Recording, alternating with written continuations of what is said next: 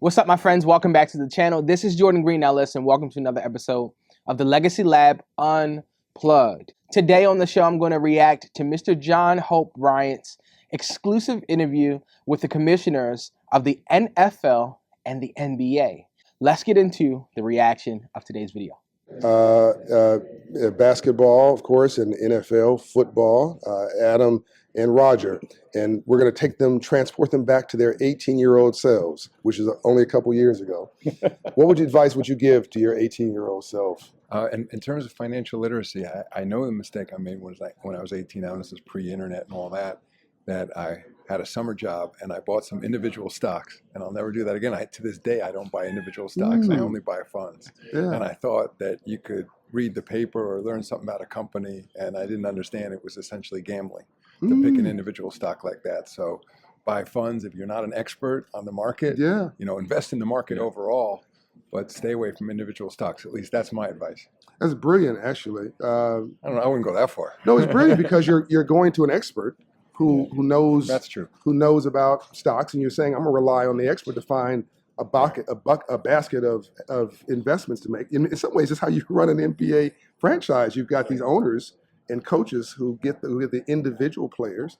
You're building the franchise value of the whole, both of you, of the leagues. That's a great point. We don't have to root for individual teams or buy into individual teams. We manage our risk. We manage the risk through the whole league, but there's a similarity there. But I think that individual investors who day trade, it's highly risky. Yeah. Unless you're an expert in that. But if you buy funds or index funds or professionally managed funds, then you can ride the market. I think that's the way to build long-term wealth. Yeah. What advice would you give to your 18-year-old self, Roger? Financial literacy advice. I think learning how to manage money.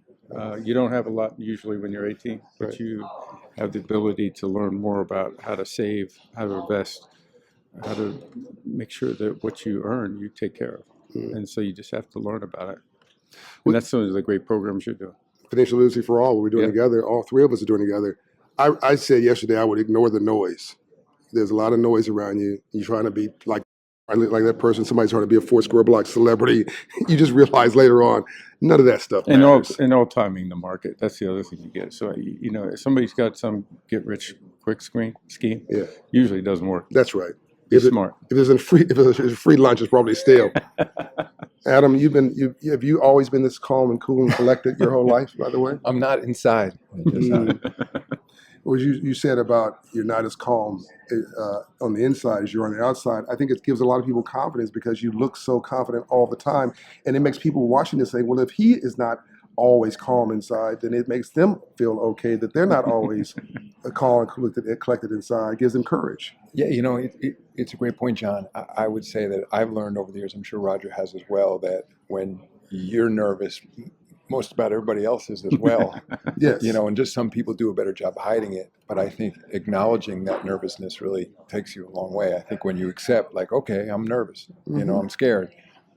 Now I'm going to go do my best. That's right. That's great advice for young people. And players call it pregame jitters. And it's sort of you get the little stomach bugs. And that's all good stuff, right? Because that gets you pumped up. I had a kid going through our financial literacy course. He was about 12 years old in Detroit. And he had gone to the course, and by the third week, he was wearing the suit like the banker. And when he came out of the course, I was going to go commend him, and his friends were teasing him. Man, why you want to wear that stupid suit? Why you want to go to this stupid class? And I went over to him and said, look, I'm going to give you, this was now a decade and a half ago, I'm going to give you $70. Make a decision about Nike. The young man, Derek, says, I'm going to buy a share of Nike stock. And they had been studying Nike, by the way, in the classroom, so it wasn't an individual purchase. It was something that he researched. And the kids were like, oh, man, they doubled down. This is stupid. Why would you want to do that? You get you some Air Jordans. Everybody's got Air Jordans, purple Air Jordans, fuchsia Air Jordans. Start going through all the. Think long term. So I went to go defend Derek. Hey man, Derek, you okay? Derek says, no, I'm cool. I want them to buy those shoes because when they do, they're making me money. He had already transported himself into a shareholder. So his mindset shifted, and so he had jitters that turned into confidence because he had knowledge about how markets worked. And what you guys are doing is helping people to take their jitters and turning it into confidence because you're authentic as leaders, and you're giving people a place to take their talents and turn them into magic on a stage that everybody can cheer for. And I want to thank you for being American heroes. You really are a force for good. We're honored to have you here. We just work with American heroes. No, you manufacture them. That's true. You But nurture thank you, them. John. Thanks you for so all you're much. doing. Appreciate it. That was so rich, that 5 minutes and 10 seconds from John Hope Bryant and the two commissioners, Mr. Adam Silver and Roger Goodell. Listen, I wrote down some notes to some things. This was almost completely blind reaction. It's spontaneous, but there's so much rich information. Number one takeaway that I got: don't gamble, get knowledge. Adam Silver said that he never invests in individual stocks because it's like gambling. And what he was alluding to is this idea of not really having the right information. Y'all, you never make any major decision in your life, your money, your relationships, your occupation, your family, never make those types of decisions in your life without the right information. I want you to be equipped to make an informed decision. If you've been following me for any amount of time, you know that there's a ton of content on my page about student loan debt and how to avoid and how to graduate debt-free. The vast majority of high school students that go to college make uninformed decisions. They don't know how much the school costs. They don't know how much out-of-pocket costs they're going to have. They don't know what their financial aid package looks like. I can go on and on for days about that. But the number one takeaway that I got from Mr. Silver is to get the right information. He said, even to this day, as a billionaire, even to this day, he doesn't buy individual stocks. Not because they don't necessarily work. They just won't work for him because he hasn't invested in the education of how they work.